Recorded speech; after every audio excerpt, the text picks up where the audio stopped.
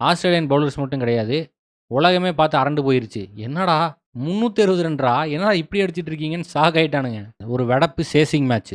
பாரபட்சமே பார்க்காம ஆஸ்திரேலியா பேட்டிங் இறங்கி இந்தியன் பவுலர்ஸை பிடிச்சி கொளுத்துன்னு கொளுத்திட்டானுங்க. ஜேம்ஸ் ஃபால்க்னர்லாம் வந்து பவுலரு.